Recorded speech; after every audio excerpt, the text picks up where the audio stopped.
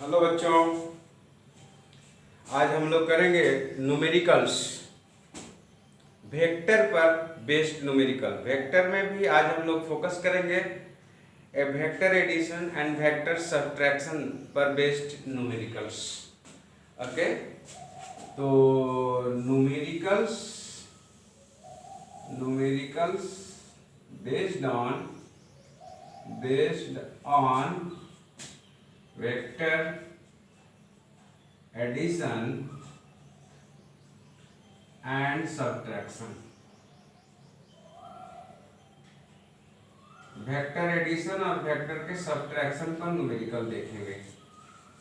ठीक है बच्चों, तो पहला न्यूमेरिकल है कि इसमें हम लोग आसान से स्टार्ट करेंगे और कोशिश करेंगे हम कि हर टाइप का क्वेश्चन कराएं, और उसके बाद हर टाइप के क्वेश्चन कराने के बाद आपको मैं साफ साफ शब्दों में बता देता हूं कि यहाँ से सिर्फ आपको गाइडलाइंस मिल सकती है। आपको न्यूमेरिकल सीखना है तो प्रैक्टिस करना पड़ेगा। प्रैक्टिस करने के लिए आप साइड बुक उठा लीजिए कोई सा भी, और उस पर बेस्ड जितने भी वेक्टर पर जैसे बता रहा हूँ, एडिशन का आपने यहाँ से सीखा, उसके बाद बुक को फॉलो कीजिए, बुक से कुछ प्रैक्टिस कीजिए, तब आप सीख पाएंगे। ठीक है, तो पहला क्वेश्चन है कि to forces of magnitude 3 Newton and 4 Newton respectively are acting on a body. Calculate the resultant force. Question लिख देता हूं मैं। Two forces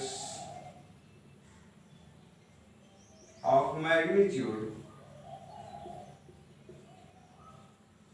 3 Newton and 4 Newton, 3 Newton and 4 Newton respectively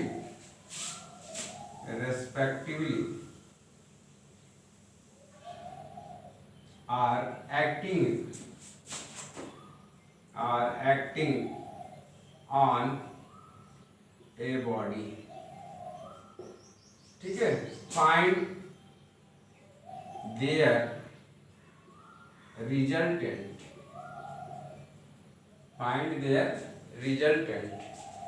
if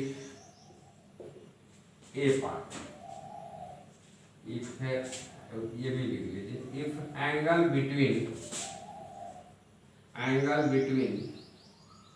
them each, a part में हो गया 0 degree, B part में हो गया 180 डिग्री और सी पार्ट में हो गया 90 degree. Two forces of magnitude this and this are respectively acting on a body, find their resultant if angle between them is 0 degree. तो रिजल्टेंट, दो फोर्सेस का रिजल्टेंट एक फोर्स ही होगा जो एक वेक्टर क्वांटिटी होगा।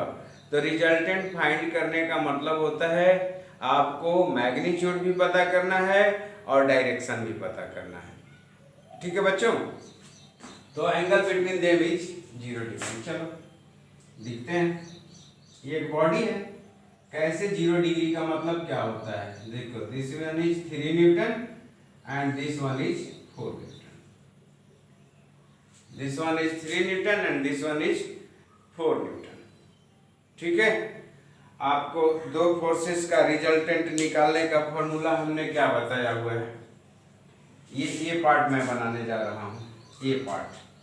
ठीक है, आप इसको नोट कर लीजिएगा, क्वेश्चन को मिटाना पड़ेगा हमें। ए पार्ट में क्या है, मॉड आर का क्या फॉर्मूला मैं आपको बताया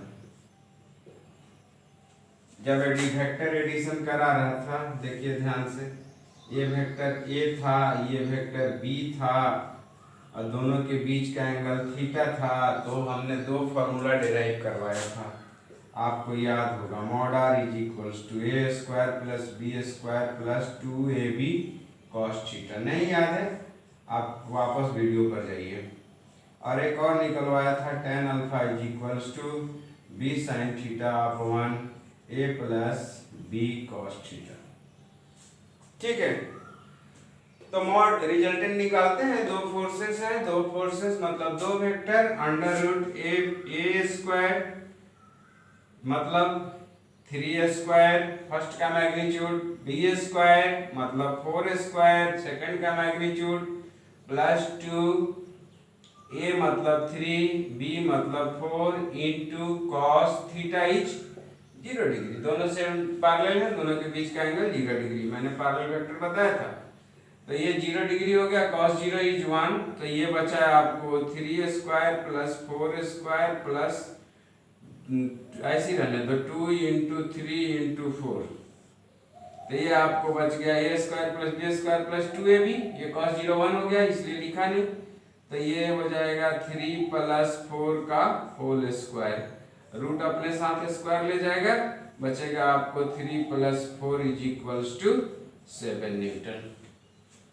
ठीक है, तो इनका मैग्नीट्यूड क्या हो जाएगा 7 न्यूटन। देख लो, हेड टेल जोड़ दो, 3 और ये 4, 3 न्यूटन, इसके हेड पर इसका टेल ला दिया 4 न्यूटन। तो ये कितना हुआ, लेंथ कितना हो गया टोटल 7 न्यूटन नहीं हो गया।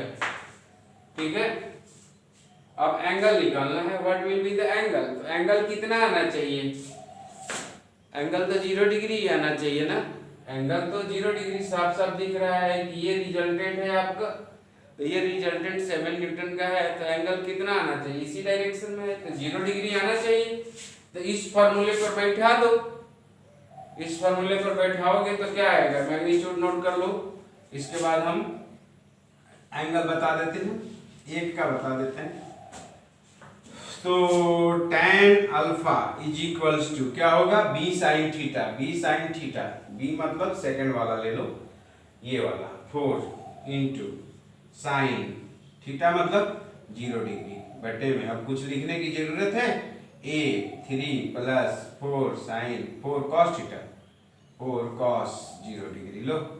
तो ये साइन 0 कितना होता है 0, तो ये कितना हो गया 0। तो tan अल्फा 0, तो अल्फा कितना, tan में कितना का वैल्यू 0 होता है 0 डिग्री का, तो अल्फा बराबर आ गया 0। आना भी चाहिए 0 डिग्री, दिख रहा है साहब, उसी डायरेक्शन में होगा। अब 180 है, दोनों के बीच का एंगल कितना है 180। तो 180 है तो क्या करोगे, एक 180 का मतलब ये फोर्स यहाँ पर देखो, ये इधर लग रहा है, तो 180 में अपोजिट वेक्टर आ जाएगा। This one is 4 Newton, this one is 3, वो 3 न्यूटन है, ये 4 न्यूटन है। ठीक है, तो अब देखते हैं क्या आता है 180 पर। तो मॉड आर क्या होगा, देख लो, मॉड ऑफ आर, फॉर्मूला वही है ना। ये अब यहाँ थीटा का वैल्यू कितना लेंगे 180 डिग्री, तो अंडर रूट क्या बचेगा, a स्क्वायर मतलब 3 का स्क्वायर, b स्क्वायर मतलब 4 का स्क्वायर, प्लस 2 इंटू a मतलब 3, b इंटू 4 दूसरे का magnitude, into cos 180 degree. cos 180 का वैल्यू मैं पढ़ाते समय भी बताया था -1 होता है। अब आप लोग याद रखिए इसको।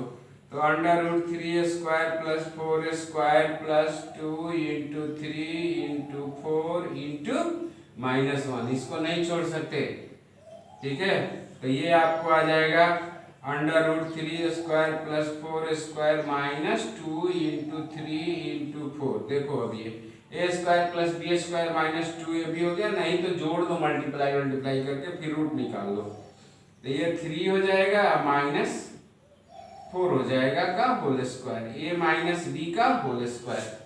ठीक है, तो mod r will be magnitude of माने मॉड ऑफ 3 माइनस 4। आपको बताया था वहां पर भी कि यहाँ पर मॉड ही लेंगे क्योंकि रिजल्टेंट कभी भी निगेटिव नहीं होता है। तो ये आपको आएगा मॉड ऑफ -1, तो mod of -1 is equals to +1। ये 1 newton is the answer, 1 newton is the answer. अब एंगल निकालना है, तो एंगल कैसे निकालोगे, एंगल निकालने का भी फॉर्मूला यहाँ पर लिखा हुआ है।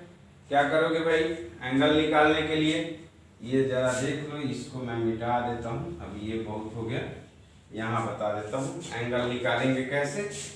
tan alpha is equals to b sin theta, b sin theta upon a plus b cos theta. लो b कितना लिए हैं 4, sin थीटा sin कितना आ जाएगा 180 डिग्री, डिवाइडेड बाई a कितना है भाई 3 प्लस 4 इंटू cos 180 डिग्री। अब sin 180 का वैल्यू कितना होता है, साइन 180 का वैल्यू 0 होता है, साइन n पाई 0 होता है, याद रखिएगा। Sine 0, sine pi, sine 2 pi, sine 3 pi, pi is equals to 180 degree. Pi ये रेडियन में दिखाना होता है तो पाई यूज कर देते हैं, तो ये आ जाएगा आपको 0। ठीक है, यहाँ पे लिख देता हूँ कि साइन 180 का वैल्यू कितना होता है 0, आप याद कीजिए। अब tan अल्फा बराबर 0, तो tan अल्फा बराबर 0, इसका मतलब कितना हो जाएगा, अल्फा बराबर 0 डिग्री। 0 डिग्री का मतलब इसी लाइन पे लॉन्ग। अब यहाँ से एक चीज डिसाइड करेंगे कि अब दो डायरेक्शन है 0 डिग्री, या ये आपको इधर चला गया या 180 भी होगा, तो अब 0 लेंगे कि 180 लेंगे, तो ये डिसाइड करेगा कि कौन बड़ा है, 4 न्यूटन है कि 3 न्यूटन है। 4 न्यूटन बड़ा है तो 4 न्यूटन की तरफ रिजल्टेंट होगा। समझ गए? ठीक है, अब नाउ 90 डिग्री, ये दोनों ये 4 न्यूटन और 3 न्यूटन अब 90 डिग्री पर लग रहे हैं। लगाओ, ये देखो ये 3 न्यूटन है, अब क्या हो गया, ये 4 न्यूटन हो गया। दोनों के बीच का एंगल कितना हो गया, 90 डिग्री। अब दोनों के बीच का एंगल 90 डिग्री हो गया। अब बताओ क्या होगा, तो अब क्या करेंगे, कुछ नहीं करेंगे, थीटा के जगह पे 90 डिग्री ले लेंगे, तो क्या आ जाएगा, मॉड आर। देखो क्या आता है, theta is equals to 90 degree ले लो सी पार्ट में, सी पार्ट में theta is equals to 90 degree, तो मॉड आर क्या आएगा, अंडर रूट ए स्क्वायर मतलब 3 square plus B square 4 square plus 2ab 3 into 4 into cos 90 degree. लो cos 90 का वैल्यू बताओ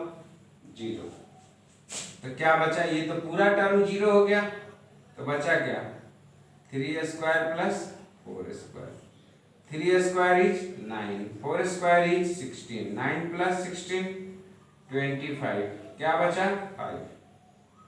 रिजल्टेंट का मैग्नीट्यूड कितना आया 5 न्यूटन। सब में यूनिट लगाइएगा। एंगल निकालना है, कोई बात नहीं, निकालो। tan अल्फा बराबर क्या फॉर्मूला है, b sin theta upon a plus b cos theta. ये कभी बच्चा आपको याद नहीं होगा जब तक न्यूमेरिकल नहीं लगाएंगे, आप ध्यान दीजिएगा। ठीक है, इस पर बेस्ड न्यूमेरिकल खोज करके लगाओ, 40-50 न्यूमेरिकल लगाओगे तब ये सब चीजें जा करके याद होंगी। ठीक है, और ये याद रखना बहुत जरूरी है। b sin थीटा, b हम 4 ले रहे हैं, sin थीटा का वैल्यू इस बार 90 डिग्री, अपॉन a को 3 ले रहे हैं, b is 4 into cos 90 degree. Sine 91 होता है, कॉस 90 0 होता है, तो ये टर्म 0 हो जाएगा, ऊपर में 1 हो जाएगा, तो tan alpha is equals to बचेगा, जानते हो कितना, 4/3। अब ये भी एक तो वैल्यू याद रखना, tan कितना का वैल्यू 4/3 होता है मालूम है, tan 53 degree.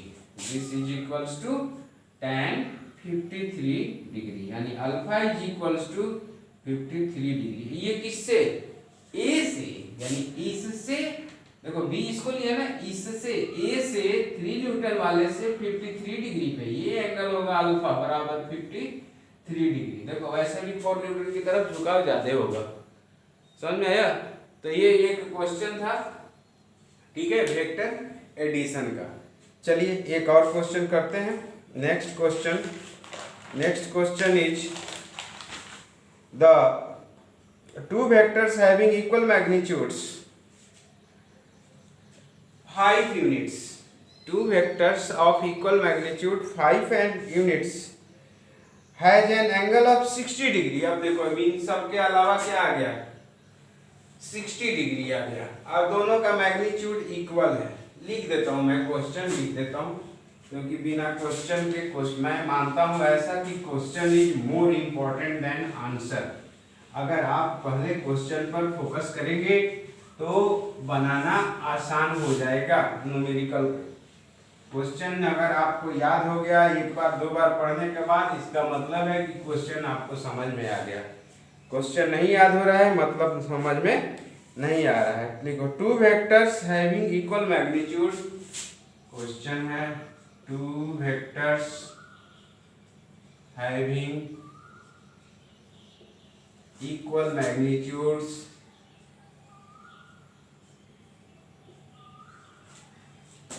five unit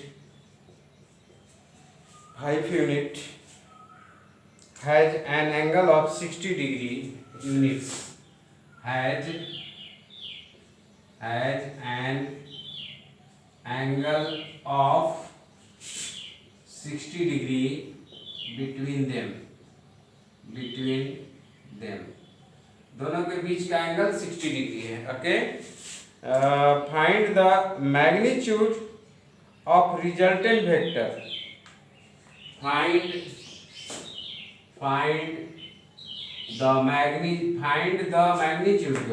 the resultant vector. दोनों निकाला जाएगा. Find the resultant vector. ये अपने आप में बोल रहा है कि मैग्नीट्यूड भी निकालो और उसका डायरेक्शन भी निकालो. ठीक है, तो चलो भाई इसको भी डायग्राम के द्वारा दिखा देते हैं. Let's say this is 5 Newton. ठीक, 5 यूनिट, नॉट इन मीटर भी हो सकता है. ठीक है, कोई भी वेक्टर क्वांटिटी हो सकता है. यहाँ पे नाम नहीं लिखा है, यहाँ फोर्स नहीं है. तो this one is 5 unit and this one is again 5 unit. ज्यादा बड़ा हो गया. This one is again 5 unit. दोनों length of the arrow same रहेगा. दोनों के बीच का एंगल 60 डिग्री होगा. अब इन दोनों को ऐड करना है तो क्या होगा? रिजल्टेंट निकालो. फॉर्मूला तुम्हारे पास है √a² + b² + 2ab cos theta. क्या है? सिंपल सा बात है. √5² + 5² + 2 × 5 × 5 × cos 60 डिग्री. दोनों के बीच का एंगल 60 डिग्री लो.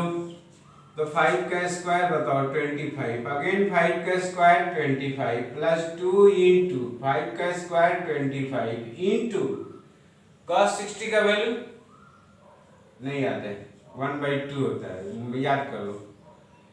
तो ये 25 इसको मैं 75 नहीं लिखूंगा, इसको मैं 3 × 25 लिखूंगा. समझ गए होगे क्यों? क्योंकि 25 का रूट आ जाएगा और ये 3 रूट के अंदर आ जाएगा. तो 5√3 unit is the answer. Magnitude model. ठीक है भाई, अब अल्फा निकालना है. चलो, tan अल्फा का फॉर्मूला नहीं याद हुआ अभी तक, होगा भी नहीं. जल्द न्यूमेरिकल बनाओगे तब होगा. b sin θ/a + b cos θ. चलो भाई, b कितना लिए हैं? इसी को ले लो, इसको ले लो. b 5 × sin θ sin 60 बटे में a बोले तो वो दोनों बराबर हैं. 5 × cos 60. बोलो भाई, कोई दिक्कत? फॉर्मूला में बैठा दिया. थीटा का वैल्यू, a का वैल्यू, b का वैल्यू डाल दिया. तो चलो sin 60 का वैल्यू याद होगा, मुझे लग रहा है तुम लोग को. नहीं, √3/2 होता है. अपॉन 5 + 5 × cos 60 का वैल्यू अभी बताया हूँ 1/2 होता है. तो क्या बना ये? tan अल्फा = 5√3/2 डिवाइडेड बाई ये कितना हो जाएगा? 5 × 2 = 10, 10 + 5 मुझे लग रहा है ये 15/2 हो जाएगा. ठीक है, तो ये 2 से 2 काट दो. चलो सम सिंपलीफाई कर लो. 5√3/2 × 2 ऊपर 15 नीचे. अब ठीक है, लो ये 2 से 2 काट दो, 5 से 3 बार में काट दो. √3 से भी ये 3 कट के नीचे √3 हो जाएगा. यानी tan अल्फा = आ गया 1/√3. तो 1/√3 कितना tan का वैल्यू होता है? नहीं मालूम है? वो मालूम है तुम लोग को. tan 30 degree. कितना? tan 30 degree. This implies alpha = 30 degree. मतलब ये ना होगा. देखो, ये b वेक्टर है और ये a वेक्टर है. a वेक्टर से 30 डिग्री पर कितना भाई? मैग्नीट्यूड 5√3 यूनिट हो गया. वेक्टर निकल गया, रिजल्टेंट. बोलो, कोई दिक्कत नहीं ना? आसान है. चलो नेक्स्ट क्वेश्चन. इसको आप लोग पॉज करके पहले तक अपने से बनाने की कोशिश कीजिए क्वेश्चन लिखने के बाद. और नहीं आता है फिर सॉल्यूशन देखिए. ठीक है, लेकिन इस पर बनाने के बाद इस तरह का क्वेश्चन बुक में ढूंढिए और मोर एंड मोर क्वेश्चन कीजिए. न्यूमेरिकल की कोई लिमिट नहीं होती है, कितना भी बना लोगे कम ही रहेगा. ठीक है, इसलिए पहले आप एक बुक लीजिए, कोई सा सिंपल सा बुक, कोई सा भी बुक मार्केट से ले सकते हैं, नूतन की लीजिए, बहुत अच्छी बुक है, ठीक है, ये बिगिनर्स के लिए है ना। उसके बाद में एक बार खत्म कीजिए, दूसरी बार में HCV ले लीजिए और उसको बनाइए। चलिए नेक्स्ट क्वेश्चन है, two vectors A and B make an angle of 20 degree and 120 degree with the x axis. Two vectors, next question, two vectors, vector A and vector B, vector A and vector B makes angles of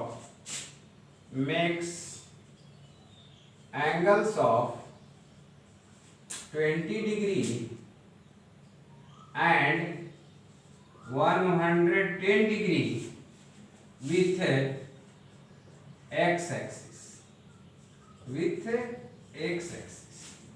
बस कुछ नहीं किया है, थोड़ा सा घुमाया हुआ है। The magnitude of this vectors are 5 metre and 12 metre, मतलब ये इसका यूनिट दिया हुआ है। फाइंड द, यही लिख देता हूं मैं, मॉड ए गिवन है 5 यूनिट्स है ना, and mod B is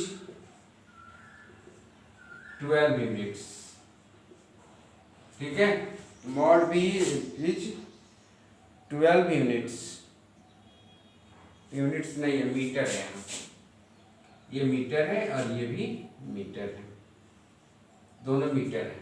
find, क्या फाइंड करना है, find the resultant vector, find the resultant vector, resultant vector. चलो अब भाई इन दोनों के बीच का एंगल नहीं पता है, लेकिन इन दोनों ने x एक्सिस से क्या एंगल बनाया है वो पता है, तो पहले x से एक्सिस बना लेता हूं मैं। लो चलो रेफरेंस के लिए y भी बना लेता हूं, वो में कोई दिक्कत नहीं है, ये ओरिजिन। वेक्टर A कितना बना रहा है 20 डिग्री, कितना मैग्नीट्यूड है 5 यूनिट, लो 20 डिग्री, ये 20 डिग्री पर मान लिया ये 5 unit, this angle is 20 degree.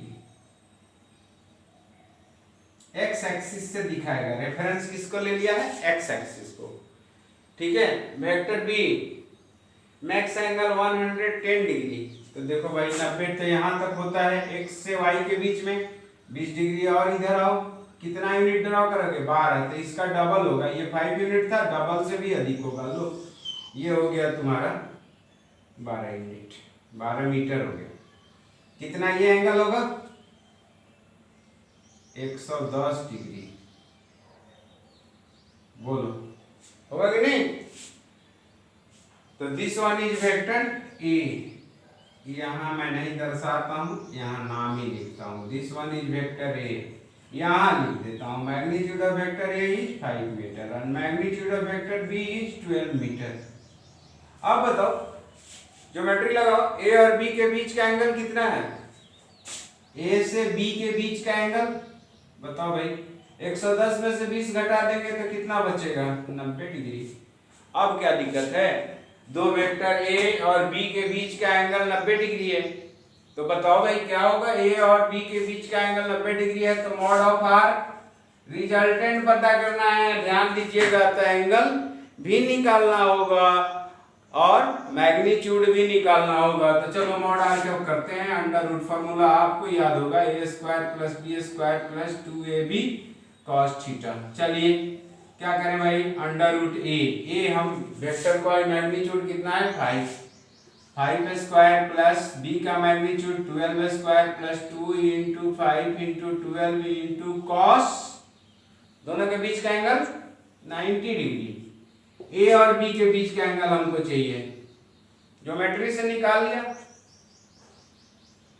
90 का cos 90 नहीं पता है, 0 होता है, तो ये पूरा टर्म कितना हो गया 0, 0 से कुछ मल्टीप्लाई बचा क्या 25 और प्लस 144 अंडर रूट कितना बचा भाई 169, देखो 5 4 9 4 2 6 अंडर रूट, ये आ जाएगा 13 मीटर। रिजल्टेंट का मैग्नीट्यूड कितना आ गया 13 मीटर। अब उसका एंगल निकालना है, किसके साथ निकालना है? ए से निकालना है, रिजल्टेंट का एंगल ए से निकालना है। ठीक है, तो tan अल्फा बराबर देखते हैं। tan अल्फा का क्या फॉर्मूला है हमारे पास, नहीं पता है? पता है, b sin theta upon a plus b cos theta. चलो भाई b का वैल्यू कितना लें, ये b है ना, 12 ले लेते हैं, ले क्या लेते हैं, दिया हुआ है, इंटू साइन थीटा का वैल्यू कितना लें, 90 डिग्री निकाल चुके हैं। a इज 5 प्लस ये कितना ले भाई, 12 इंटू cos 90 डिग्री। cos 90 कितना होता है, 0, ये वाला टर्म गया, क्या बचा, sin 91 होता है। तो tan alpha is equals to कितना होगा भाई, 12/5, यानी कि alpha is equals to tan inverse 12/5।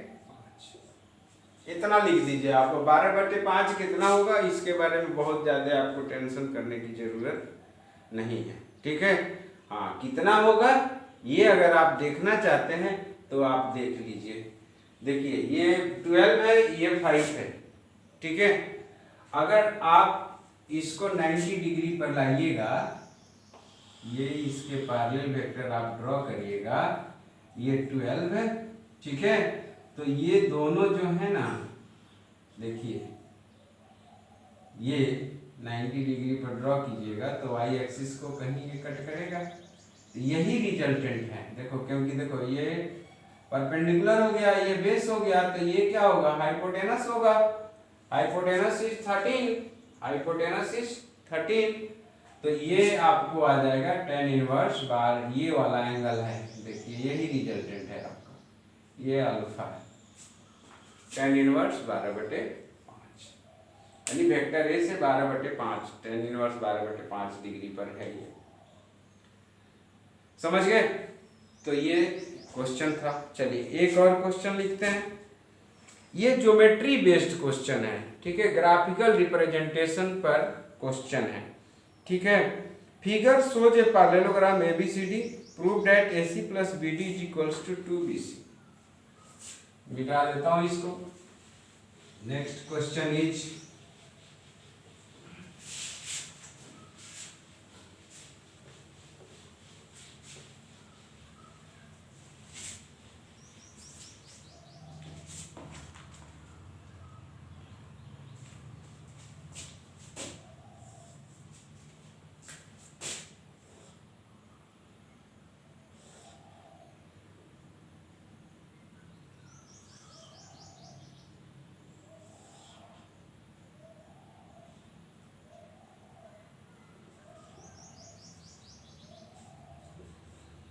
देखो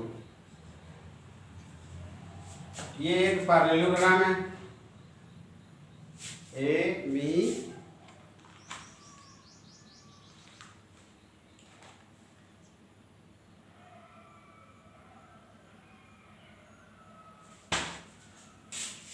दिस वन इज C। अब ये वेक्टर जो दिया हुआ है AC, फिगर सोच बनाते जाएंगे तब आपको क्लियर होगा। फिगर सोच ए पैरेललोग्राम,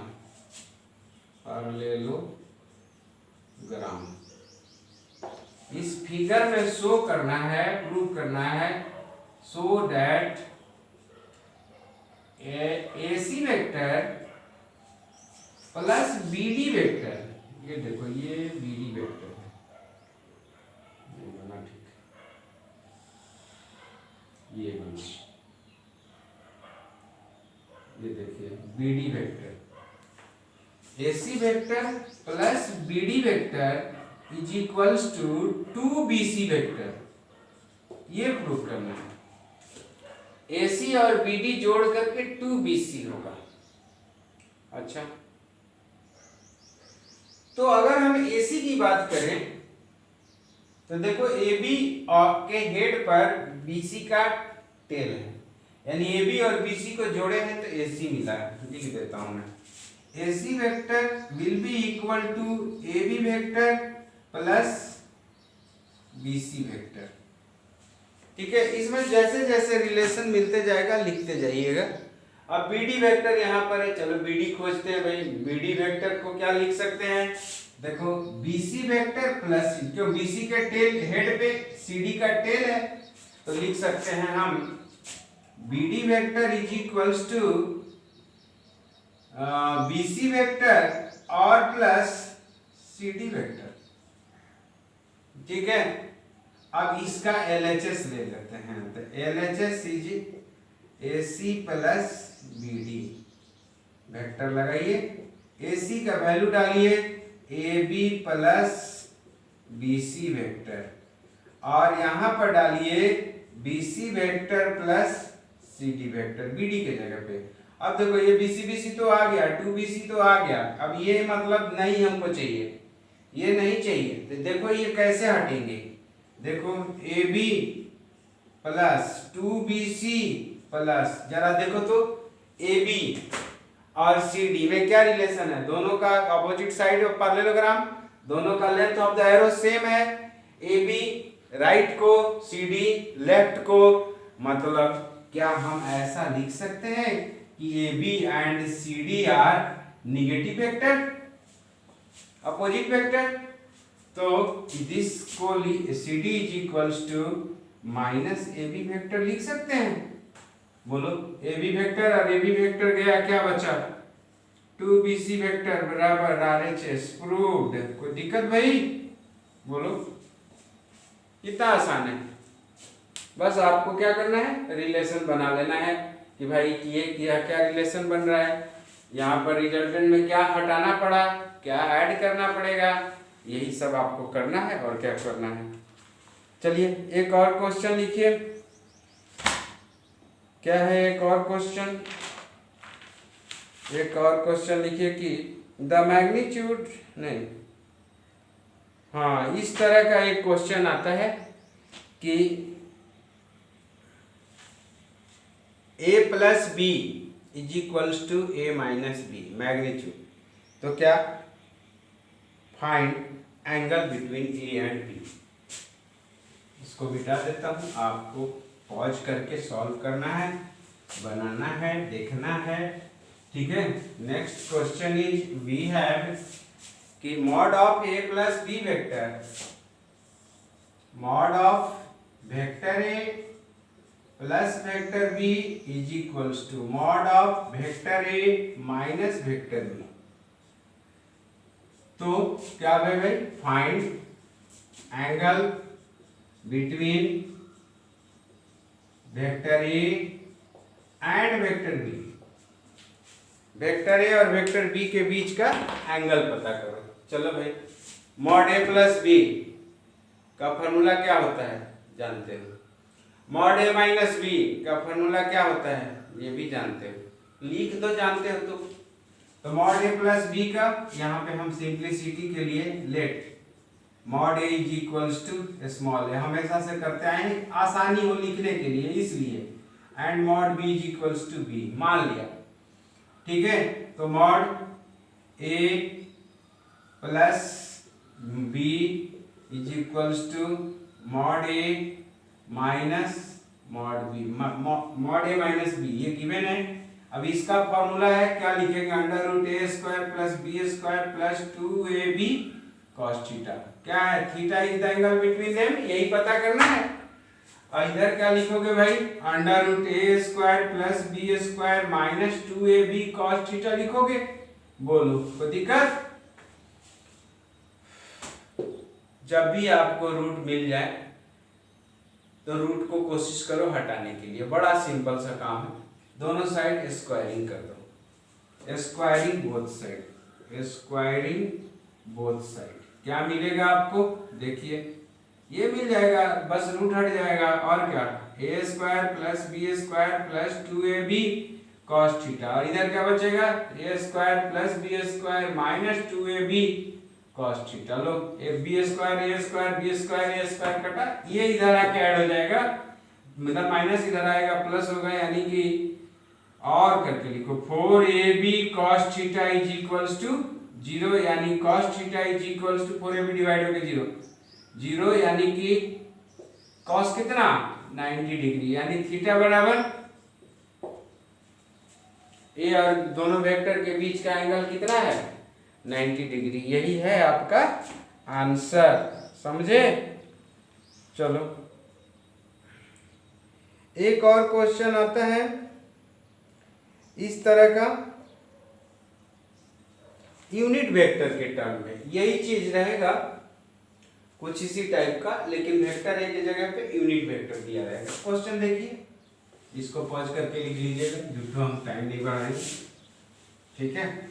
गिवन है कि mod A minus B mod A cap minus B cap is equals to √2 है, ये गिवन है, ठीक है। तो फाइंड करना है आपको, find magnitude of A cap plus √3 B cap.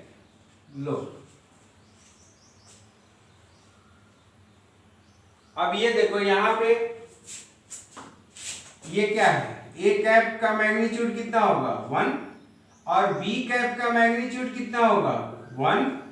ये क्या है, multiplication of A vector by a scalar, तो इसका मैग्नीट्यूड कितना हो जाएगा, जितना स्केल के टाइम्स हो जाता है बताया हूं मैं, √3 into B cap will be equal to √3। क्यों, बी कैप मैग्नीट्यूड 1 है, के का वैल्यू √3 है, तो 1 इंटू √3 इसका मैग्नीट्यूड इतना हो जाएगा, ठीक है भाई। अब करते हैं, अब क्या दिक्कत है, इसका मैग्नीट्यूड पता है, इसका मैग्नीट्यूड पता है, दोनों के बीच का एंगल पता होता तो आंसर आ जाता, नहीं पता है, आंसर एंगल निकालने के लिए इधर दिया हुआ है, ढूंढना है आपको क्वेश्चन में से, ये हमको पता करना है, ठीक है। तो ये पता करना है तो क्या फॉर्मूला है, दो वेक्टर का एडिशन है, ये a² + b² + 2ab cos theta. तो ये मालूम है, ये भी मालूम है, थीटा नहीं मालूम है, थीटा के लिए इसका सहारा लेंगे। अब देखो, since mod of a cap minus b cap is equals to √3, अब फॉर्मूला लिख दो, क्या होगा √ a कैप का मैग्नीट्यूड का स्क्वायर 1² फॉर्मूला में लिख देता हूँ मॉड r का, फिर तुम लोग को दिक्कत नहीं होगा, बार बार फॉर्मूला लिखने से याद भी होता है, मुझे तो याद है, तुम लोगों को याद करना है। तो you people always right the formula, don't directly put the value. √a कितना है भाई 1, b 1 + 2, ये मॉड r कितना दिया हुआ है भाई √3 दिया हुआ है ना, इसका मैग्नीट्यूड कितना दिया हुआ है √3, ये माइनस होता है, √3 क्यों दिया है, √2 दिया है, √2 ले लो, a² + b² प्लस नहीं minus 2 into 1 into 1 into cos theta. लो अब रूट फिर हटाना है, फिर स्क्वायरिंग बोथ साइड, ये रूल वही रहेगा, स्क्वायरिंग बोथ साइड, क्या मिलेगा हमको √2 का स्क्वायर 2 इज इक्वल्स टू, ये रूट हट जाएगा 1 + 1 2 -2 cos थीटा। भाई ये तो कट रहा है, 0 हो गया, यानी -2 cos theta is equals to 0, यानी cos theta is equals to 0 is equals to cos 90 degree, यानी theta is equals to 90 degree is the answer. दोनों के बीच का एंगल कितना है 90 डिग्री है, ठीक है। चलिए एक और क्वेश्चन कीजिए, इसको नोट कर लिया आपने। नेक्स्ट क्वेश्चन है A and B, two vectors are given. Find a unit vector along A minus B. Next question is I J K के टर्म में दिए हुए रहेंगे वेक्टर, तब क्या करोगे, प्लस करने के लिए और माइनस करने के लिए सिंपली I को I के साथ, J को J के साथ, K को K के साथ ऐड कर देते हैं, यानी कि लाइक टर्म्स को एक साथ ऐड कर देना होता है, A माइनस B निकल जाएगा। देखो क्वेश्चन है, if vector A is equals to 3i cap plus 2j cap, if vector A is equals to 3i cap plus 2j cap and vector B is equals to 2i cap plus and vector b is equals to 2i cap plus 3j cap minus k cap. अच्छा, then find a unit vector, ये देखिए ध्यान से, then find a unit vector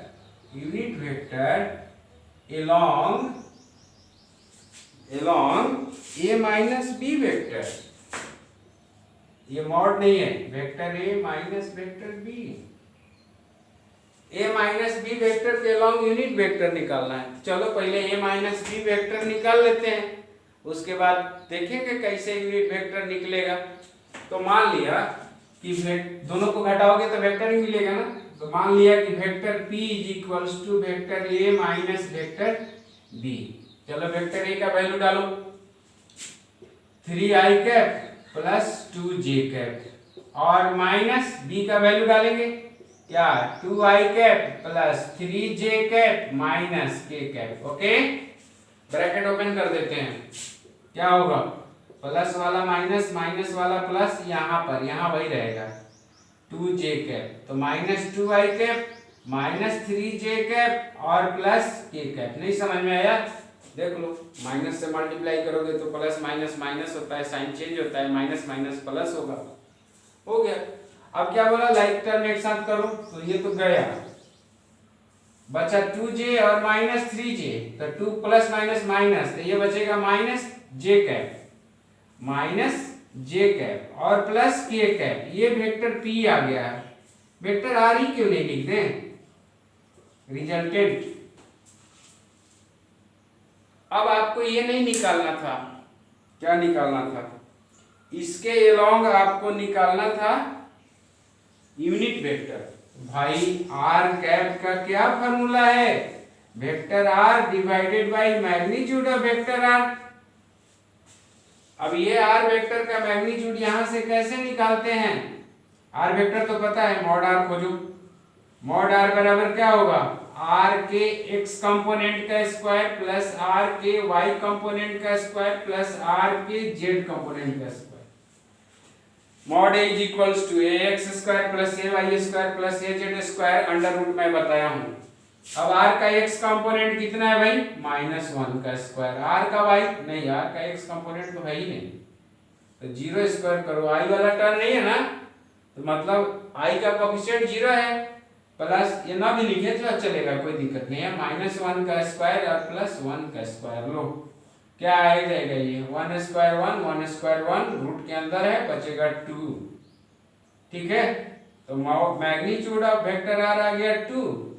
अच्छा, तो r cap क्या आ जाएगा, r cap vector r, ये फॉर्मूला लिखा हुआ है, वेक्टर r लिखो, माइनस j कैप और plus k cap divided by mod of r लिखो, कितना, √2।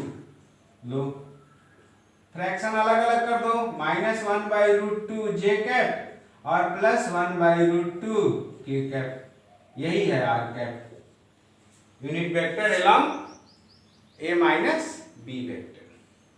बोलिए समझ में आया। तो बच्चों इतना न्यूमेरिकल है, इन न्यूमेरिकल्स को कीजिए, और आपको अगर सीखना है, वाकई में सीखना है, तो इस पर प्रैक्टिस जरूरी है, ठीक है। कोई जादू की छड़ी न्यूमेरिकल नहीं होती है कि हम 10 न्यूमेरिकल बता दिए तो आपको वेक्टर आ गया, ऐसा कुछ नहीं होने वाला है, ठीक है। सीखना आप ही को है, ठीक है, करना आप ही को है, हम सिर्फ गाइडलाइंस दे सकते हैं। भाई इस टाइप का होगा, अगर कोई क्वेश्चन आपको बहुत दिक्कत हो रहा है आप कमेंट में डाल दीजिएगा, हम अगले वीडियो में उसको हम डिस्कस कर देंगे, ठीक है। तो इतना ही आज रहने देते हैं, नेक्स्ट वीडियो में हम लोग रिसोल्यूशन ऑफ वेक्टर और मल्टीप्लिकेशन ऑफ द वेक्टर पर न्यूमेरिकल करने की कोशिश करेंगे। Thank you very much.